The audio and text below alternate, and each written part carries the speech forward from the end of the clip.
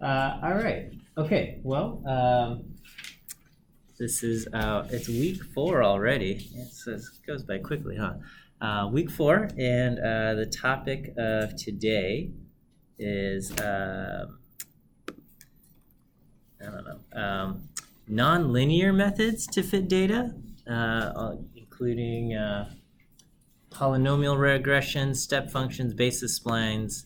We'll look at local regression, and to kind of put them all together, we've got the generalized additive model. Okay, what does it mean? So before we start talking about nonlinear methods to fit data, what does it mean for there to be a linear relationship between x and y? Okay, so you said straight line, okay. And effectively, what does straight line mean? X is just x itself. There's no exponent. It's not polynomial. It's not polynomial, okay. All right. It's sort of like if say x increases by 1, y increases by 1, some constant factor of 1, and that doesn't change across the entire range of x. Yes. So the key thing of a linear relationship is that the relationship between x and y is constant for all values of x. So if you bump up x by 1 and y goes up by 3, that relationship holds always, right?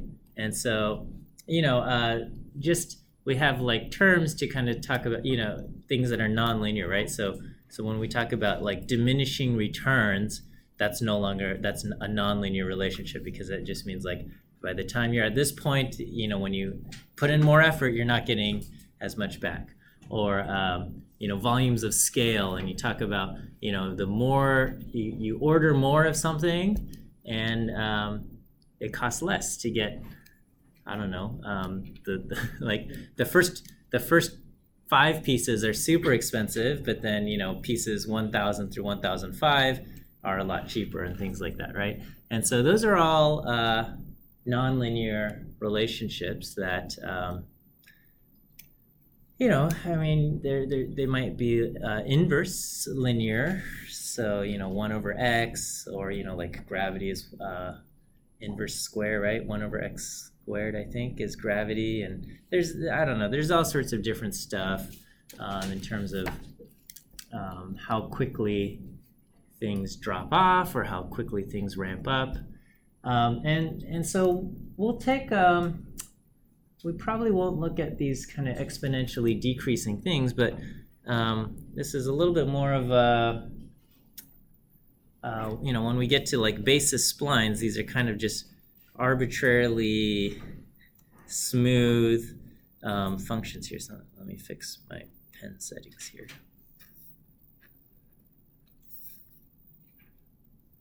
Oops, that's not right. Okay. All right. So, for example, well, I guess we'll do a quick. Well, okay. Before we jump into this quick review of multiple linear regression, we'll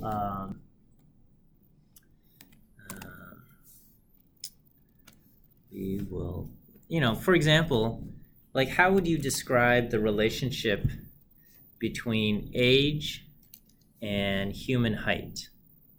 So if we're talking about human height and the relationship with age, is there a relationship between age and human height? Yes, absolutely, right? But how would you describe that? Like, I don't know. Huh? Piecewise? Okay, so what would you, if you're going to go piecewise, what would you say? So if we're going to say age versus human height. Okay, and what would you say? So one suggestion was piecewise. And how would you do this piecewise relationship? I guess you'd kind of have like 3 mini functions. Okay, so we'd have like 1 till they're like 18, probably. Okay, so we have When childhood. people start growing or stop growing. Yeah, so you know, then so there's 0 to 18-ish. Okay, and that would look like this. Yeah, adulthood, And then we would have adulthood. flat, and then probably when you get like, if you get really old, Yeah. you shrink a little bit. All right, so we have That's the outline. I don't know, elderly. We'll call that. I don't know. It's true. It's true that as your bones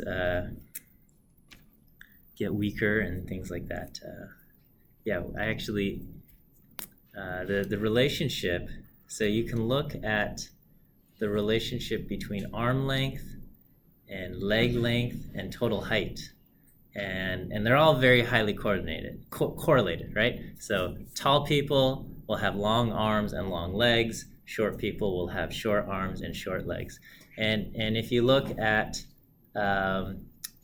just overall height versus age, it does fit kind of this trend. Okay, it goes up, flattens out, and goes down. If you look at leg length, it goes up, flattens out, and goes down.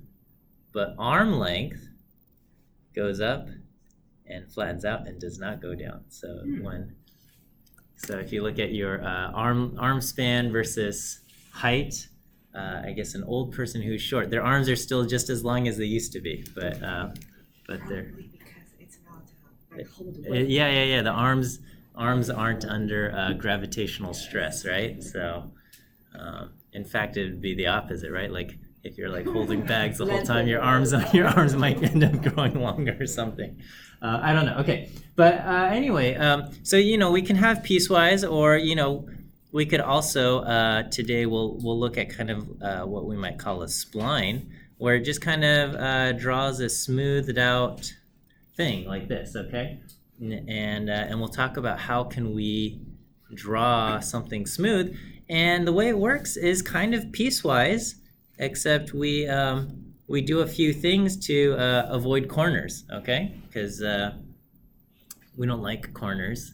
Corners break derivatives. Corners, I don't know, have some issues, right? So anyway, we'll look at splines and things like that. So anyway, that's what we're looking at today. Okay, so. Is this the notation you guys use for multiple linear regression? A bunch of betas and a bunch of x variables and subscripts, or no? You. I haven't got to that part yet, right? Did we see this? Yeah. There, we've had much recently that it's picked up before too. All right. So your output variable y is basically the sum of a bunch of different things. So you just take.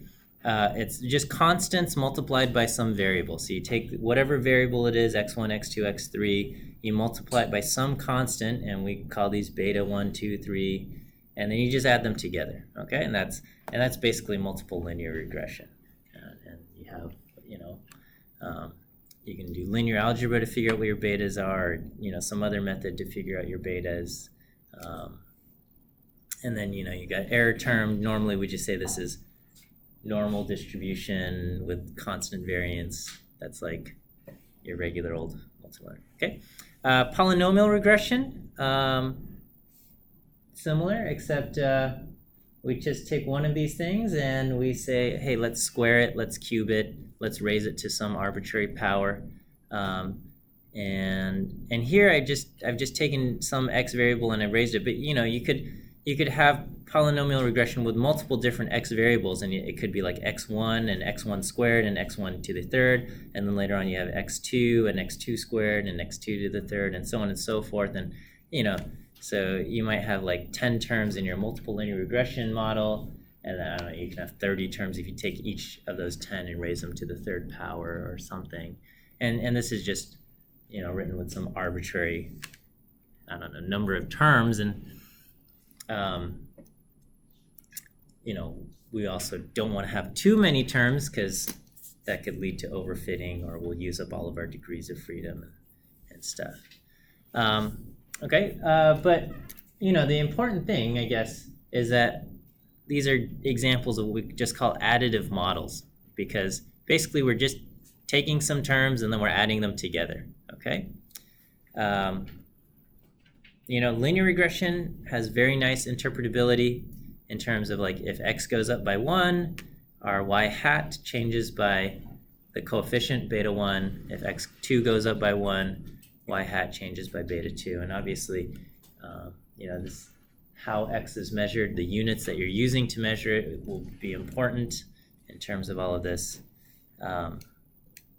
And what did I say? I wrote a note on modeling in general.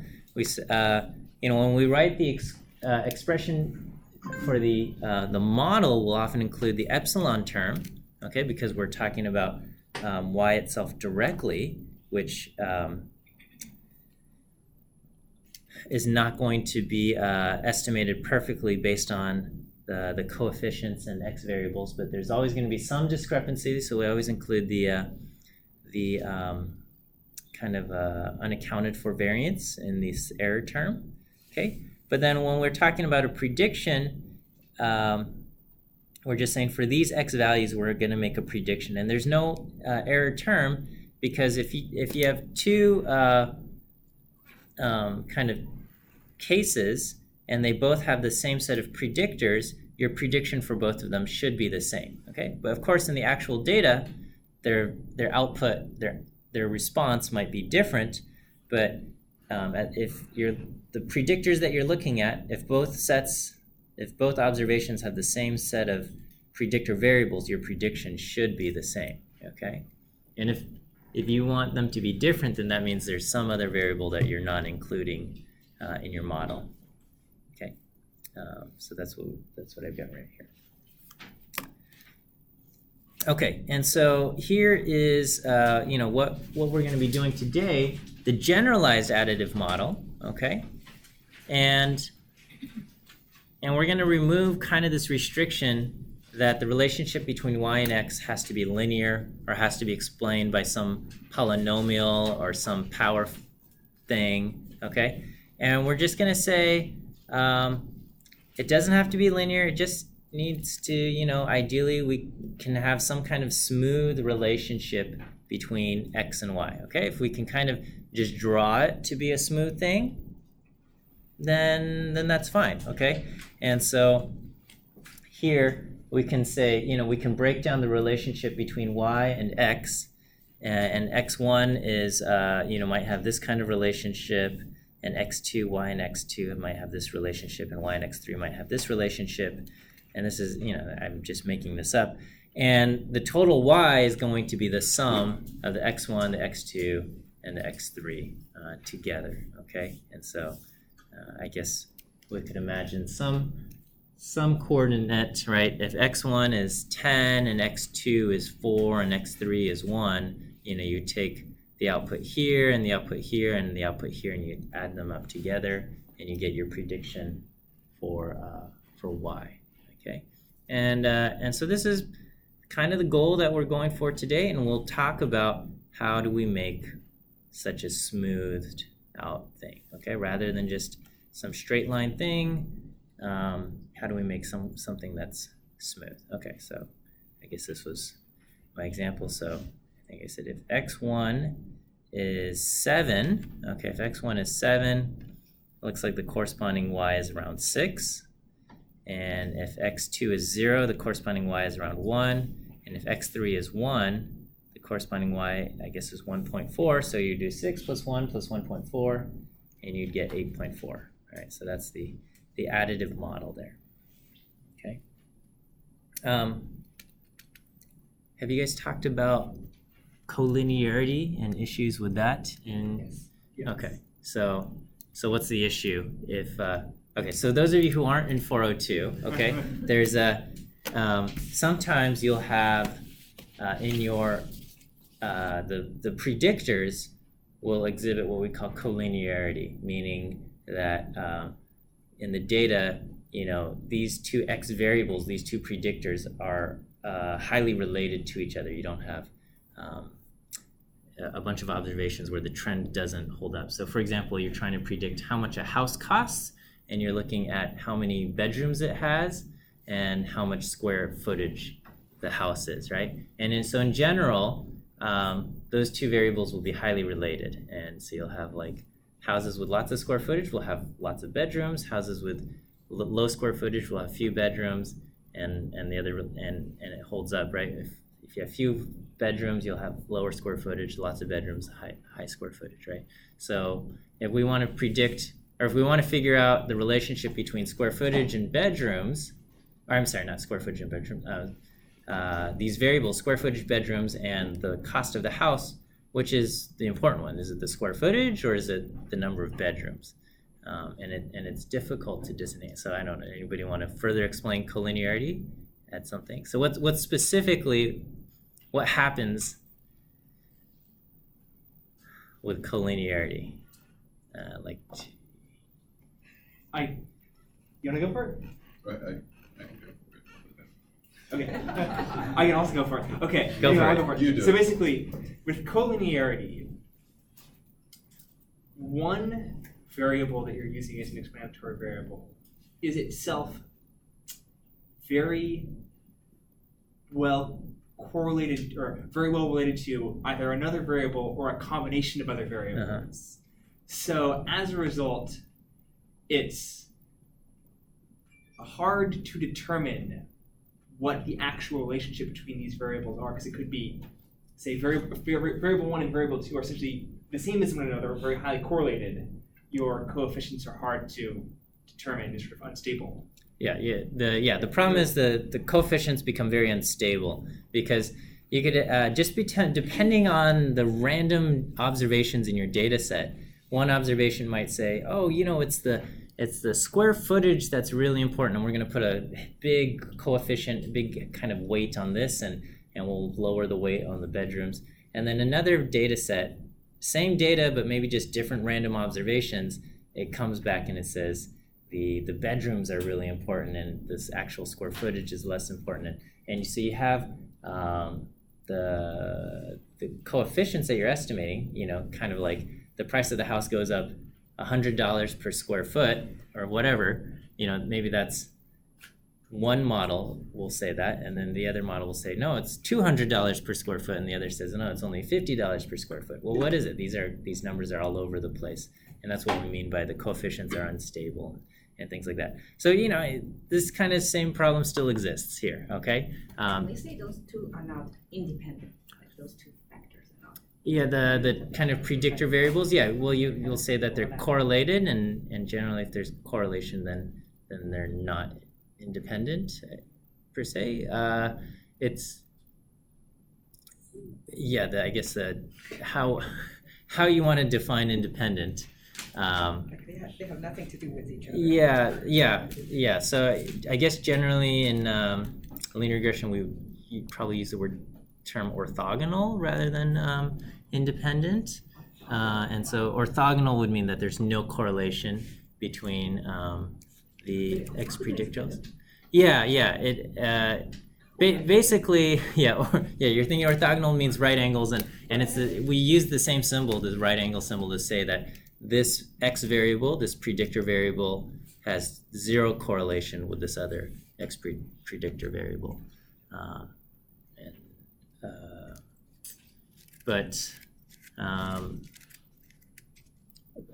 But if someone uses the term not independent or independent, I guess I think we would know what they're talking about too. Okay. All right. So we've got this. Okay. So an issue about polynomials, okay, is that they are they're kind of wild, right? If you think about,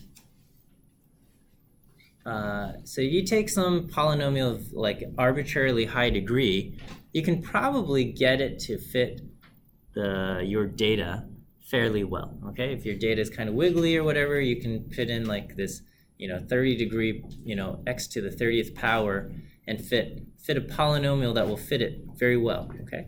But then if it is something like x to the 30th power, or even like x to the 3rd or x to the 4th power, even x squared, as soon as you start going outside of the range where you have collected data, it will just shoot off to like positive infinity or negative infinity very, very rapidly, okay?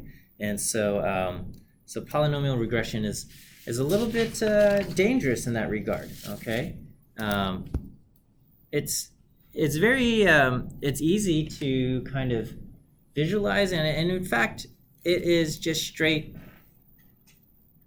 We can call it polynomial regression, but this is straight it's also linear regression. You can basically just make a new column and take the values in x and square them, and you call it, x2 or x3 or whatever, some other thing, and the relationship between y and each of these things is linear, right? So if x squared goes up by 1, yi goes up by beta 2. Yeah. So does this mean that this is essentially the same as trying to normalize our data by doing like log transformations, but in reverse? No, not that we're not trying to normalize our data. We're just allowing for a higher order relationship between x and y. Okay, so we can look at the relationship between x squared and y. Okay, but once you find x squared, okay, then y is linearly related to this quantity x squared, right? So it's a little bit silly, right? But okay, imagine houses were sold like, I don't know, they were like bungalow houses and they had to be squares or something, right? So instead of, say, if you say like, well, what's the relationship? Maybe you're looking, maybe they don't tell the square footage of the house, but they just tell you the length of one side of the house or something, right? And you say, well, what's the relationship between the cost of the house and the length of the wall? And if you look at the relationship between x and the cost of the house, you're going to say, well, it's not a linear relationship. But you say, well, maybe there's a squared relationship. And you look at, you take x and you square it, and now it gives you the square footage of the house.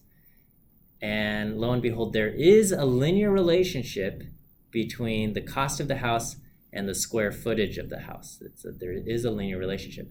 But what it really is it's a relationship between the cost and the square of x. Okay, is that okay? Yeah. So once you square the variable, okay, and we're calling this x squared and x cubed, or once you raise it to some power, polynomial regression says there's just a linear relationship between y and whatever the result of that raising to the power is. Okay. But as we said, extremely susceptible to problems with extrapolating. That means trying to make predictions where you have not yet collected data. Okay, so if you use polynomial regression and you want to predict what's going to happen 5 years into the future, you're probably going to get some crazy, your estimates might be way off, because we're trying to, well, anytime you try to predict what's going to happen in the future, there's a great chance of being way off. But even still, like, maybe you have observations on values where x is between 10 and 50, and you want to try to predict for something where x is 60 or 70, that would be highly ill-advised. Okay, in any context, really. Okay, but yes, so estimating the coefficients of a polynomial model is the same as for multiple linear regression.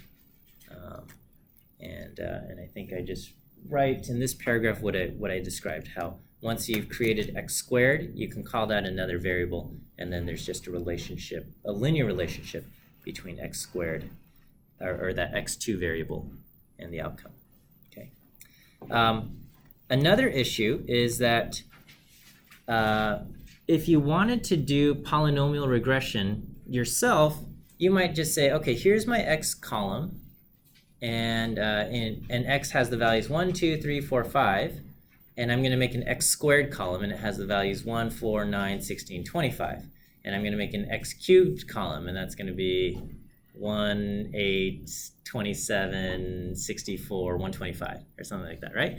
And then, and you can do that, but what do we have? We have an issue of very high multicollinearity. You're going to see, basically, you see the same trend where big values of x are associated with big values of x squared and big values of x cubed. Small values of x go with small values of x squared and small values of x cubed. Okay, so you have this high correlation. And so R will create, has this function called poly. And I think you guys have already used this in your homework, right? Maybe, okay. Where it creates these orthogonal polynomial values, okay? And I think, did I put a picture of this in here? Yeah, I did. But the idea is, so if you have x and it's 1, 2, 3, 4, 5, you know, x squared is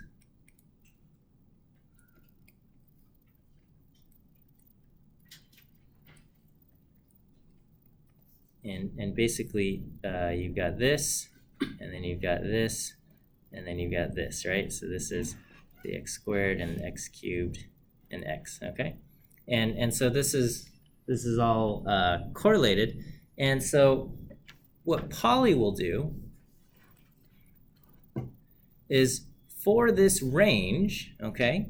For this range, it creates uncorrelated values, okay? So if you try to do poly outside of this range, then they start becoming correlated, okay? But it's gonna say, okay, well, here is the first order polynomial, but then the second order polynomial, to kind of make sure that there's no correlation, we're gonna make sure it goes down and up, okay? And so this will be kind of the second order polynomial, right? And that's okay because all quadratic relationships are just they're all exactly the same. They're just you're basically just shifting that parabola around and scaling it. You're multiplying it by some constant to either scale it down, or you're shifting it around by adding some value of x, right? And similarly, for the cube, to kind of make sure that they're all uncorrelated, you're going to get something.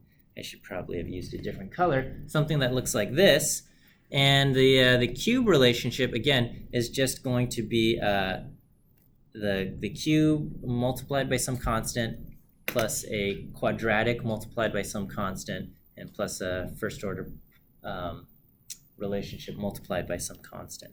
And R will do this for us, okay? Where if we take do poly, it will create first order, second order, third order, and fourth order polynomials. And if you calculate the covariance, okay, like ask for the covariance matrix, it will make sure that they are all uncorrelated. So everything in the off diagonals is 0 in the covariance matrix. And here I've plotted this, and you can kind of see the linear and the quadratic, the cubic, and the fourth order polynomial. Is there a word for quartic? Seems weird. I always want to say like tetra something, but quartic. Good Okay. question. Yes. So it's just like an artificial way of like mixing stuff up so that the correlation goes the way Yeah. in a function. Yeah. Called what's it, poly? Poly. Yes. So yeah, it's an artificial way to kind of just mix things up so that if you get a coefficient estimate for the fourth order term, it's not going to have the same issues of instability that you normally get with high collinearity, right? So if you have variables that exhibit very high collinearity, where you're not sure, is it the bedrooms or is it the square footage or something like that, if you can kind of break that apart by intentionally, artificially, even if it's artificially doing this, you can when it detects, if it detects a relationship with the fourth order aspect, you can kind of be more confident that there is a relationship with the fourth order component of x. Okay, it suddenly becomes a little bit harder to interpret, right? Like, I think we can understand linear and squared relationships, but once you start getting to third and fourth order relationships, it becomes harder to interpret, right? Like you can kind of understand like distance from the sun, the gravity drops off on a squared relationship, and I don't know what else. But what has a cubic relationship? Acceleration and distance. Okay, acceleration and distance. Wait, acceleration is squared. No, Wait. velocity is squared. Velocity is square, really? Yeah. Wait, distance. Well, distance is cubed. Acceleration is squared. I think something like that. Okay. I know one's the second derivative. Yeah. The first derivative is velocity, second derivative is acceleration, and the third derivative is jerk. And that's that drop in your feeling stomach when you go on a roller coaster. Yeah. What's fourth order? I don't know. What's that? Snap? Yes, literally snap, crack, and pop. Snap, crack, and pop. Okay. All right.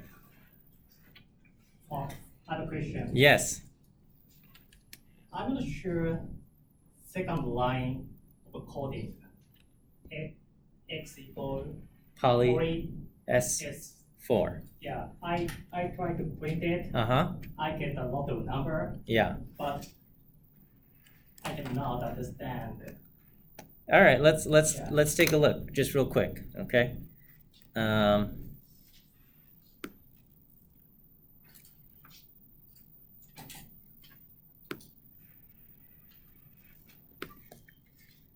All right, so here I'm going to make a sequence. I'm going to simplify this, right? So I'm going to do sequence just 0 to 10 by 1, okay?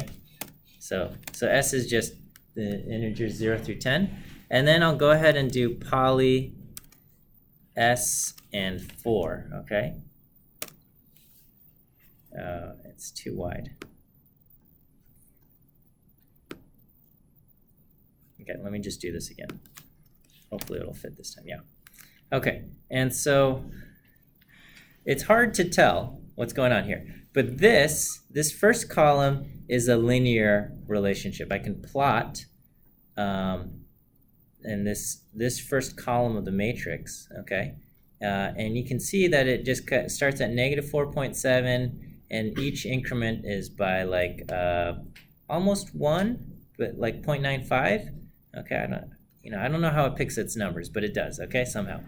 And then this is the square relationship, the quadratic, and so it starts off positive, it goes down, becomes negative, okay, and you can see towards the kind of this middle part is where the change is low, and then when it reaches back here, it's back high.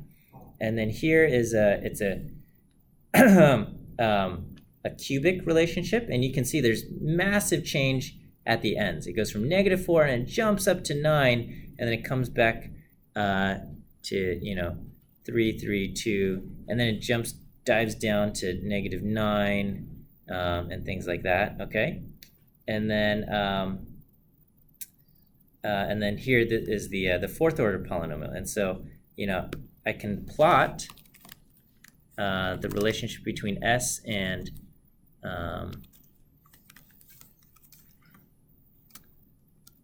basically the first column. Okay, that's the first one, and I guess I can do lines, and we'll add that. Okay, so that adds the squared relationship, and this is the third order relationship, and here's the fourth order relationship. Okay, so it's just adding each of these things. The numbers seem kind of when you look at the numbers themselves, it's hard to see that there's a first, second, third, or fourth order relationship. Okay, but that's just what it's doing. And I guess the key part here is if you do the poly and you ask for the covariance between the things in poly, okay, you get basically an identity matrix, okay, or you get non-zero values down the diagonal, and everything in off diagonals is basically 0. 10 to the minus 18, that's just an artifact of the floating point numbers. Yeah. Quick question. Yeah. So back to the matrix that you calculated. Uh-huh. If I take the first row, Uh-huh. if I sum that all up, that should equals to 1. This sum? Yeah, the sum of the first row that you 1. Oh, I don't know. I don't think that's true. I don't think there's a relationship between. That's because my understanding, or what I hypothesize would be, if I take the first row for the 1, then that is multiplied by x, which is 1. Plus the second one multiplied by x squared, which is 1 squared. So if I do row sums, yeah, I get this. I don't think this is. I don't think there's a relationship here. If there was a relationship, then wouldn't the covariance not be 0? Well, the row sums, it's just some of the fourth order terms, I guess. Yeah, it's not. Yeah, there's no relationship between the row sums. It's just each individual column has either first, second, third, or fourth order polynomial relationship with x, and here it shows kind of the I forget. There's something about these coefficient terms that you can use to kind of recreate these yourself manually. I don't know exactly how it's done, but I know you can save these and then give them to like the poly function in the future, and it will be able to recreate the same things. Yeah. So basically, it's doing like instead of x squared, it's doing ax squared plus b squared. Yeah, it's doing x squared plus some arbitrary b times x to kind of make sure that there's not covariance between x2 and x1. Okay. Sorry. I don't want us to get too stuck on this whole polynomial thing. All right. It's useful. Okay. You just use poly. So basically, best practice is if you want to look if there's a second order or third order relationship, don't just manually take x and square it and manually take x and cube it. Okay. Because that might be our normal. Like that makes sense to us, and we can easily understand that. But that would be not recommended. Recommended would be to take whatever it is that you're looking at and then use poly, okay? And then you can figure out if there's a second order, third order, fourth order. And then for the sake of interpretability, if you want to then go back and find coefficients that make sense, then you can say, well, okay, using this, I know that there's a third order relationship, but I know there's not a fourth order polynomial relationship. Then you can go back and make your x squared and x cubed and estimate some third order things, but also just be aware that you're creating highly collinear predictors and your coefficient estimates might be a little bit unstable. So anyway, this is what we have. So here I've got the true relationship that I've created. So I'm just creating some arbitrary data. Okay, I said we're going to take the numbers 20 through 60. The true relationship is y is equal to distance squared plus some noise. Okay, and I put in a large standard deviation, so there's going to be quite a bit of noise. But, well, maybe not that much, okay? And we say, okay, look at a linear fit, quadratic, and cubic fit for all of these things, okay? And I don't know if you guys did this. You can just compare models and the extra terms in the models by using ANOVA, okay? And so so here I've got 3 competing models. This one has a linear, this one has a quadratic, and this has a cubic fit. And I've got 3 competing models, and I'm going to just throw all 3 models into the ANOVA function, and it comes back, and it basically says, okay, your first model, 39 degrees of freedom, because I've got 40 observations and only one kind of thing that I'm sorry, I've got 41 observations, and there's only 2 parameters I'm predicting, the intercept and the slope. So I've got 39 degrees of freedom. Here I'm predicting one more thing, so I use up a degree of freedom, and it says that whatever you added there, it made a huge difference, okay? So it gives me 3 stars. It says definitely include that quadratic term, okay? And then if I add another term, the cubic thing, it says, your sum of squares dropped a little bit, okay? But it's not that significant. So probably not worth going to the cubic relationship, which matches up with, we know the relationship between y and distance is that there's a squared relationship, okay? So here, we're looking at the 3 different models, and to read this, we just say, okay, this model, adding this term made a difference, adding the next term did not, okay?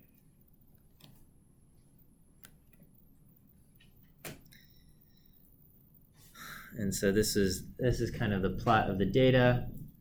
The red is the quadratic, and that improves things. The blue is the cubic, and it looks very similar to the red, and apparently it didn't improve things by that much.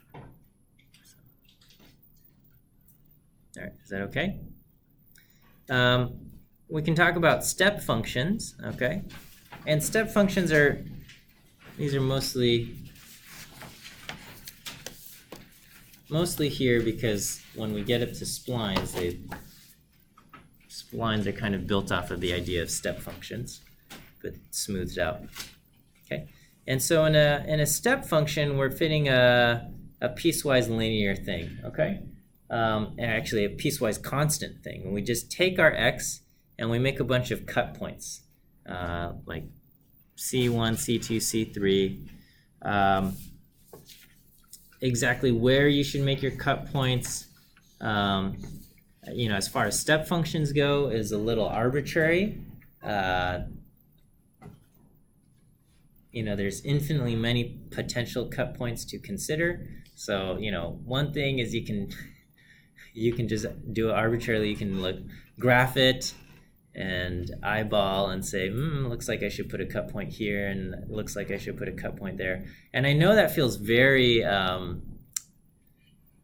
imprecise and questionable, but it's also completely reasonable, okay? Like, your eyes are very good at judging these things, okay? So if you say, if somebody says, well, why did you pick this? You can just say, well, I graphed it and that looked to be good. And and I guess, depending on who you're talking to, they may or may not be satisfied with the answer. But honestly, you can do all sorts of fancy stuff with computers and blame the algorithm for whatever it is. But the results of these things are generally marginally or probably worse than what your eyes would judge, okay? Like when you do linear regression, the first thing you're supposed to do is plot it and see if it makes sense to do a linear relationship, right? Now, how do you tell if something's linear or not? You use your eyes, right? And that's, our eyes are very good at detecting patterns. And so, this one, I don't know if it makes sense to have put a cut here, but it's fine, okay? If you don't want to do the eyeball method, you can just say, let's go 20th percentile, 40th percentile, 60th, and 80th percentile, or just pick some arbitrary cuts like that. There's not an easy way to go through every single possible cut place and say this is going to be the best cut location. You can do like a recursive tree partitioning where you split it into 2 and say, okay, if I'm going to make a split between 2 things, I'm going to cut it here, and then but that also might be short-sighted because it is greedy. It's going to go for the best improvement with just a binary split, and that may be not optimal for like a thing where you want like several splits. Okay, so anyway, mathematically, this is how a cut point function looks like. Okay, we create a function called C0, okay, or C1 and C2, and this is just, it's an indicator function, which basically means while this condition is true inside the I, this thing is equal to 1, and it's going to be 0 while this thing is not true. Okay, so while x is between C1 and C2,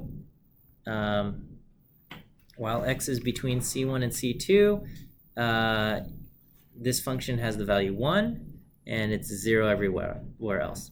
And so this allows us to kind of create some expression of a function where we have beta 0, and that's just going to be kind of our initial value here, okay?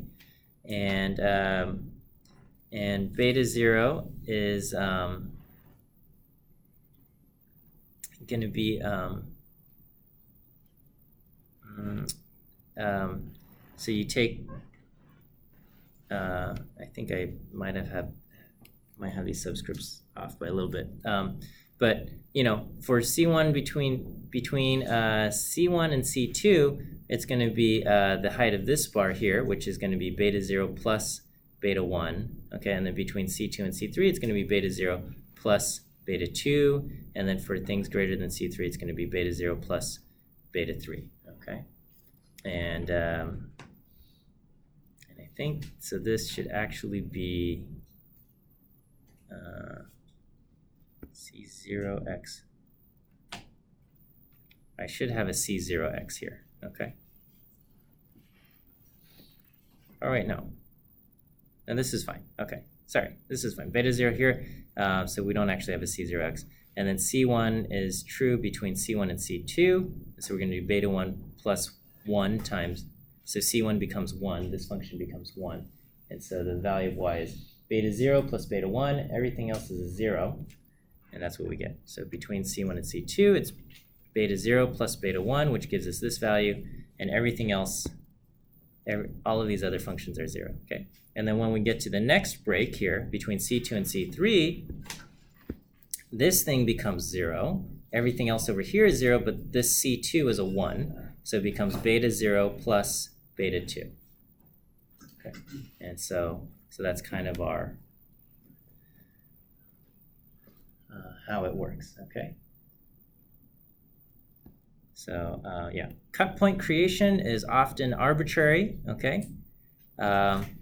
Some examples are creating a cut for every 5 years, arbitrary value, okay? Or, you know, if you have some domain knowledge and say, well, this makes sense, you know, let's put a cut after, you know, 5th grade or 6th grade, whatever it is, okay? A cut between elementary school and middle school, a cut between middle school and high school, because you're aware of certain kind of transitionary things, then you can put those there.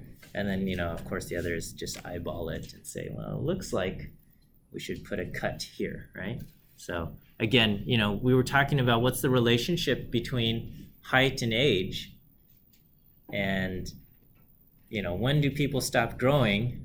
I don't know, right? So, you know, 18 seems like a decent cut point, maybe. I don't know, right? It's an arbitrary number, right? If we think about like why is 18 the age of majority when, you know, you can join the military and vote and things like that, make grown-up decisions, it's very arbitrary, okay? So the government, people said, they voted and said, I think this should be 18. But and I guess there's a little bit of scientific reasoning about like how much your brain has developed at that point, but you know, probably your prefrontal cortex still continues to develop until 24, 25-ish, something, or I don't know, okay.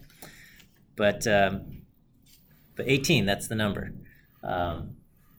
Okay, so we want to do something like this in R. We use a function called cut, okay?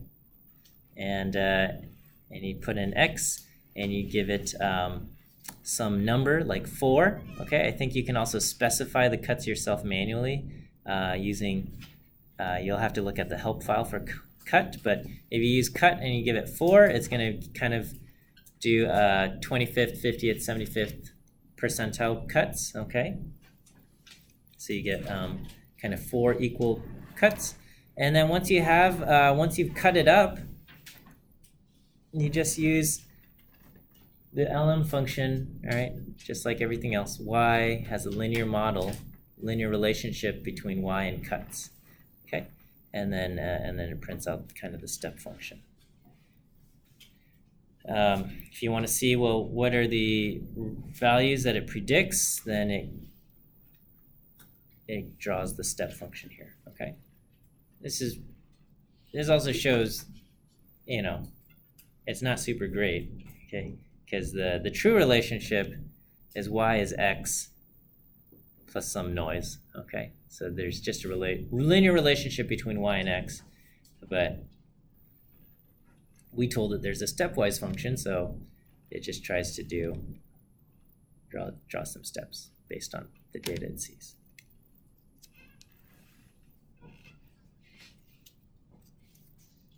Okay. This kind of looks like the results of our decision trees, regression trees from last week. Okay.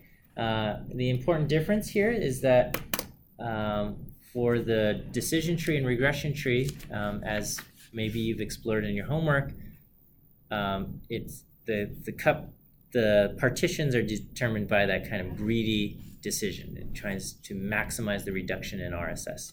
And it does that. And here the cut points are just arbitrary. We said make 4, and it says, okay, I'm going to split the x up into kind of 4 equal bins. And if somebody says I want 6 bins, then the cuts will do that as well. Okay, now we'll talk basis functions and regression splines. Okay. And so this kind of shows a little bit of kind of the progression that we're going to go in. So first we have this kind of stepwise cut using stepwise function, which maybe we don't want. And we say, well, you know what? I don't like how it jumps so much from this spot to this spot, okay? Can we make it continuous, okay? And maybe we can do piecewise polynomial curves. We can fit some kind of polynomial thing between these different locations, which we'll call knots, okay? And we can fit some kind of polynomial curve in between them. And we can even say, you know what, I want to make sure these polynomials are continuous, and we can do that, okay? But if you only say that we have to be continuous at the knot, then you can end up getting these kind of cusps and these pointy edges and things, which is often undesirable. One, because there's something in us that says, you know, most things in nature don't have these, like if you think of like the relationship between age and height, it feels more gradual, and it doesn't feel like you were growing, and then suddenly you just stopped, right? And so we might say, well, we want to do something where we get something smooth at these knots, okay? So to kind of get there, we're going to introduce this idea of a basis function, okay? And so far we've seen the step functions and the polynomial functions or regression. And those are also, we can put everything into, we can say these are regression models that use the basis function, okay? It's just that for polynomial, okay, so basis function is in the form of, beta 0 plus beta 1 times the first basis function, beta 2 times the second basis function, so on and so forth until you get to beta k times the kth basis function.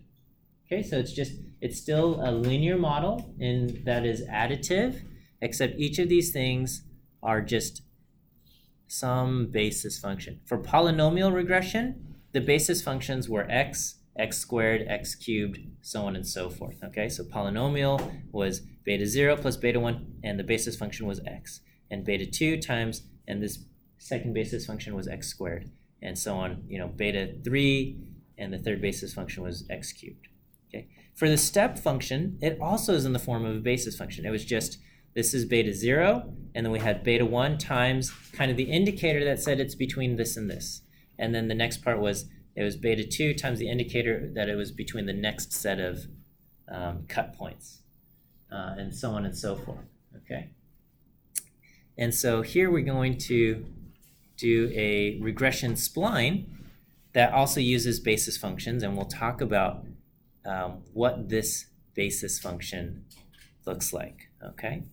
And long story short, we're going to use what we call a truncated power basis, okay? It's a bunch of words, truncated power basis.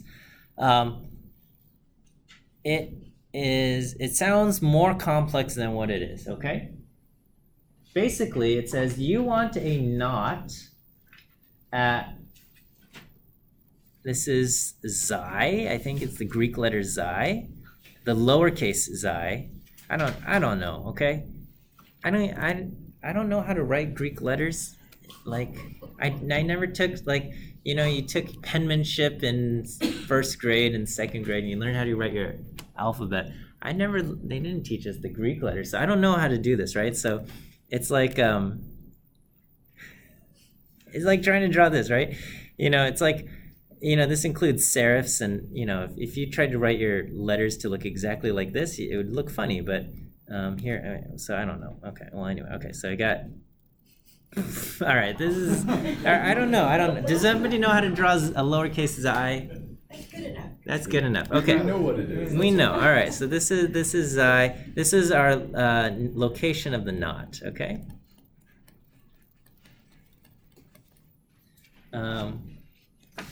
And did I do anything? Oh, I did, okay. So, basically, when we create this basis function, we're going to say, okay, we got x and we've got this xi thing, and basically for everything where x is smaller than the knot, okay, whatever this is, okay, it's going to be 0. And for everything greater than the knot, it's going to be this cubed for x greater than or equal to this thing, okay? And so basically what this looks like is, here is the knot, and the function is basically over here is just an x, it's x cubed, but it's I guess x minus z cubed, so just, you know, so the cube function looks like this, kind of like that, right? This looks more like, it's not asymptotic, so it's not like the tangent, it just keeps, I should say it goes like this, right? Okay, something like that. And basically we're just sliding this over. Normally it's centered at 0, but we're just sliding it over to be here at xi. And then everything to the left is 0, okay? And what this does is it creates, this is smooth. From 0 to the positive side, it's smooth, because if you take the derivative from the right, if you do, what's the definition of the derivative? It's limit as, you know, f of x plus delta divided by, is that right? As delta goes to 0 from the left. I forgot my notation. Is that right? F of x plus delta minus f of x, sorry. Okay, so you have this, and then if you do this also from the right, f of x plus delta minus f of x over delta, you know, you're both going to get 0 here at this point for x cubed. So,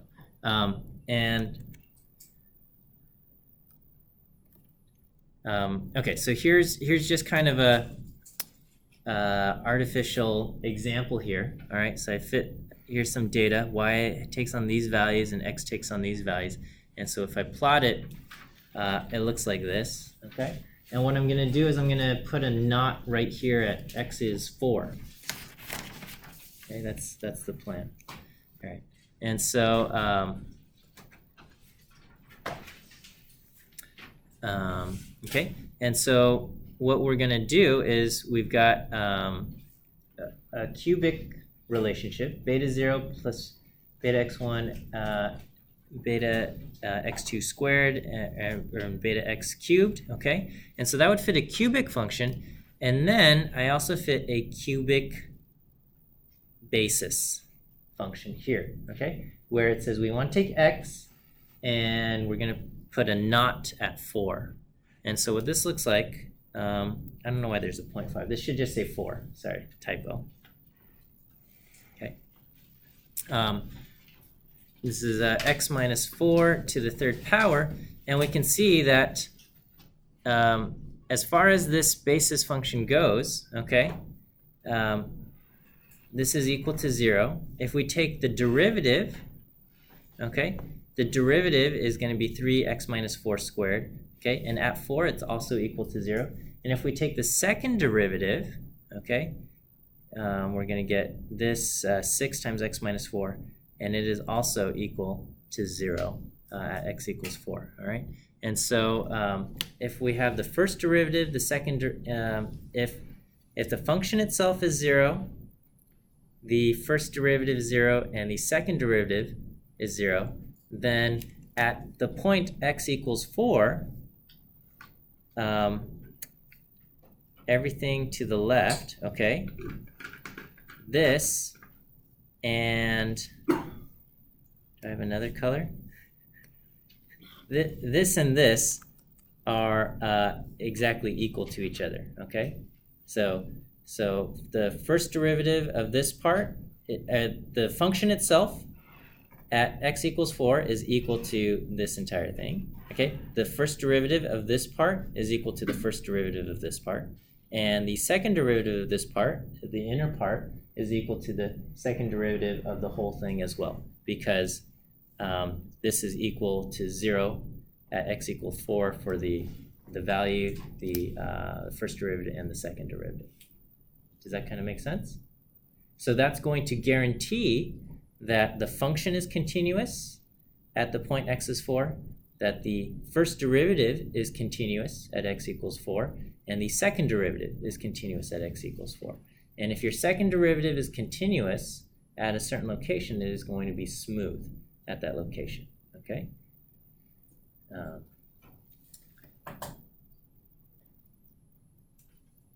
Is that okay? Repeat that one more time. The part about the smooth. Yeah, all right, here. Let me, I'll put this in the notes.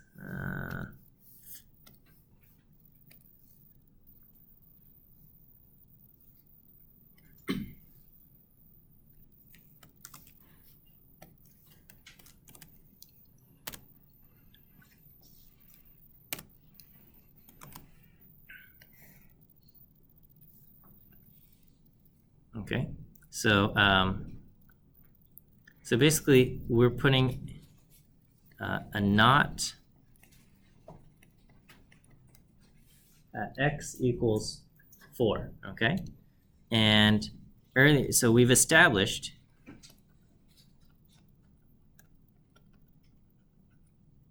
that h of xi 4 is equal to 0 at x equals 4. And then the first derivative of h is equal to 0 at x equals 4. And the second derivative of h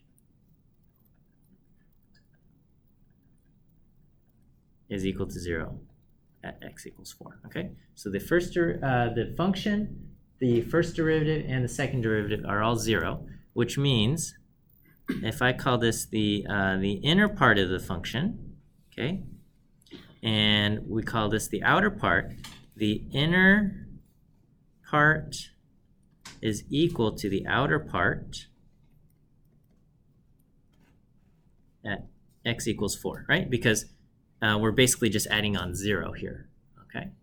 And then the first derivative of the inner is equal to the first derivative of the outer.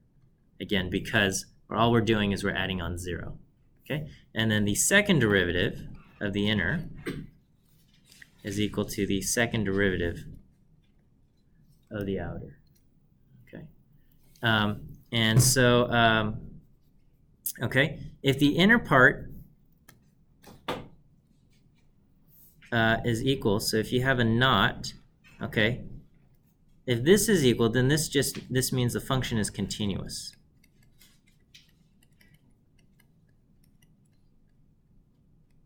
Okay.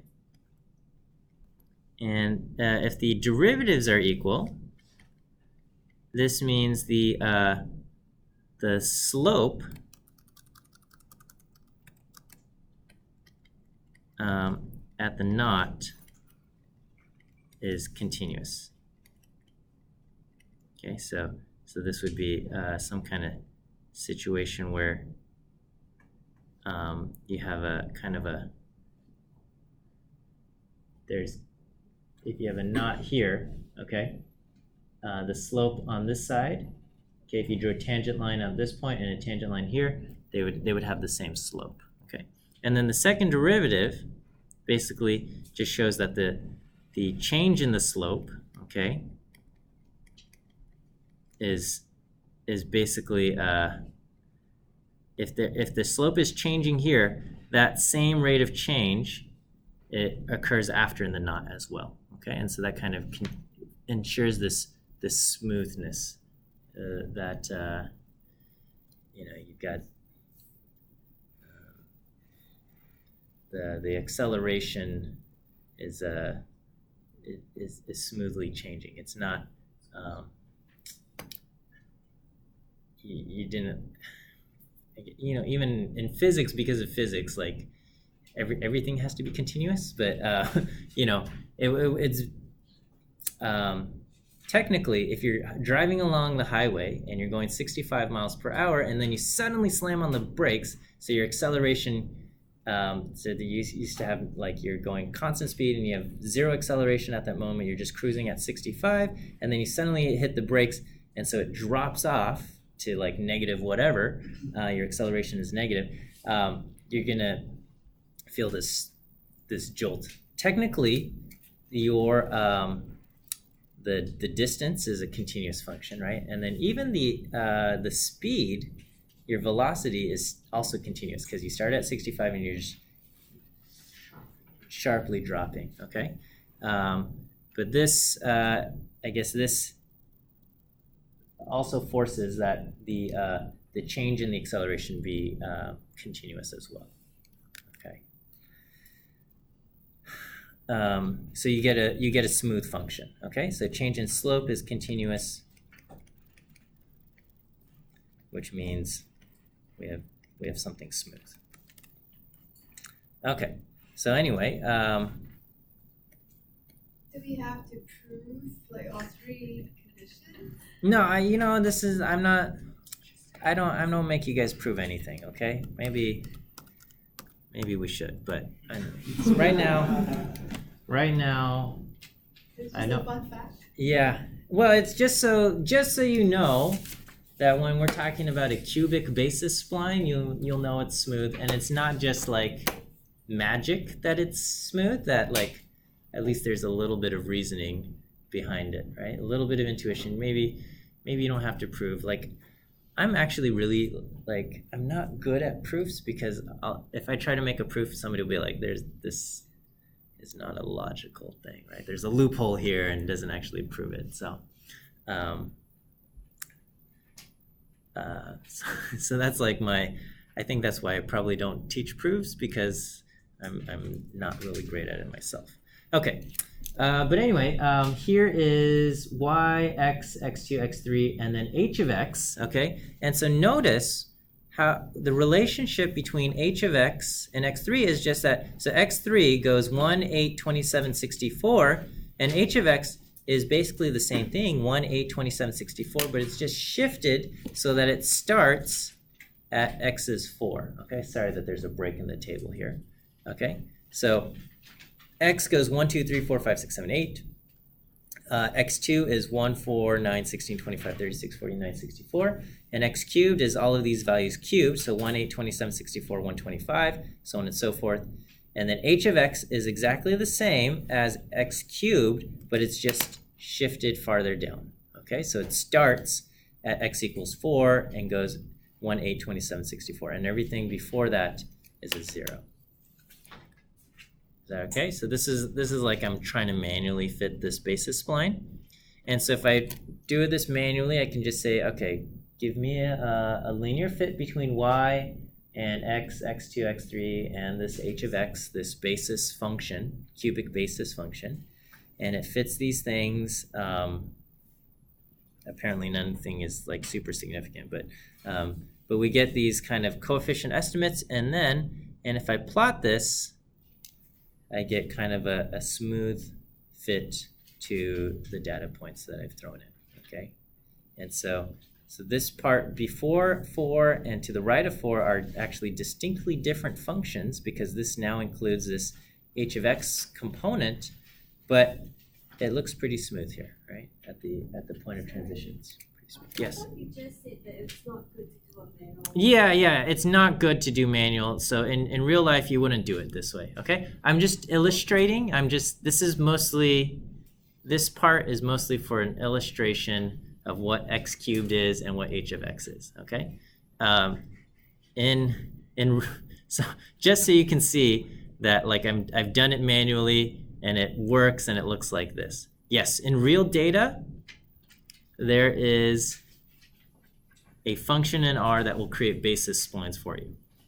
It has, the name of the function is called BS, and it will fit a basis spline, okay? Okay, and now there's all of like these cousins and relatives of these spline functions, okay? But basically a spline is just this idea of we're going to fit this function that's nice and smooth everywhere. And so you have the natural cubic spline, okay? And the natural cubic spline has kind of this additional constraint that it becomes linear at the endpoints, okay? And so there's an additional constraint. We just say the second derivative has to be 0 at the endpoints. If the second derivative is 0 at the endpoint, then it's linear at the endpoint, okay? The math is more complex. We're not going to bother trying to do that, okay? But we can, okay? All right, okay, so here is a plot. So, okay, here is the plot where I did it manually, where I manually took x and I squared it and cubed it and created the h of x manually myself. And I said, yes, this is not best practice, okay? But it's illustrative if you look at the example, okay? In real life, you use this function BS, okay? And you say, I want a basis function where the naught is at 4, okay? You specify where you're going to have the naught, okay? And so same data, and you can see that this picture, it's exactly the same. It's probably easier to see on your handout. If you look at the picture on slide 12 and the picture on slide 13, they're like exactly the same, okay? And so that's the cubic basis function spline that you would fit with R, and that would be the recommended method, okay? So we kind of do some things manually just to kind of like learn how it works, I guess. And then, but then when you in practice, just use the functions that come with R. They're going to be bug-free generally. Okay, I don't, maybe not bug-free, but tested already.